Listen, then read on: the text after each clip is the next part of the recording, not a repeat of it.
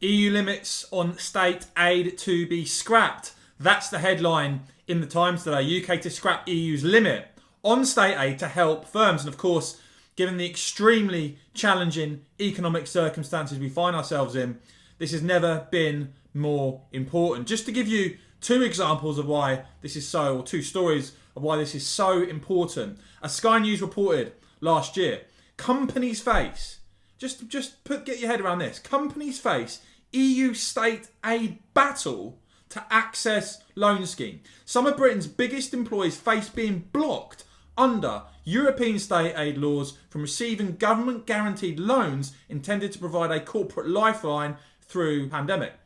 A second Sky News story that followed up from that, Confederation of British Industry pushes EU over bailout rules for cash-starved firms. The CBI is pushing Brussels to relax state aid rules amid signs they are preventing bank lending, Sky News learns. That's why this is so important. So we have this report from the Times today that ministers are moving to scrap strict EU limits on state aid to allow the government to provide more support to businesses crippled, of course, by the extended lockdown. Under proposals being drawn up by the Department for Business, caps would be eased on money that can be paid in grants to companies that have been forced to shut. Business has warned that without a change, many companies in hard-hit sectors such as hospitality and retail will be unable to access further funds because they have already reached their state aid limits. In particular, as the Times report, many say they are unable to access the full support to which they are entitled under a £4.6 billion scheme unveiled last month by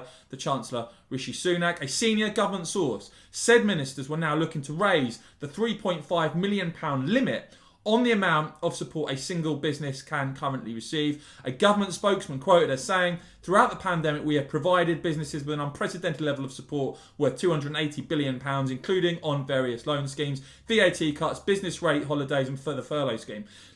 Now that we are able to set our own rules and regulations, we are looking to make sure they deliver for British businesses and consumers." And it's one of these things, isn't it?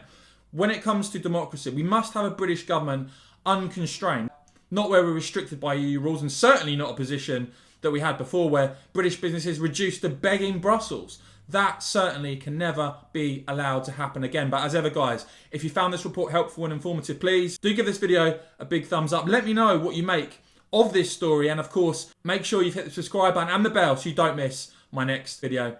And of course, guys, as ever, thanks so much for watching.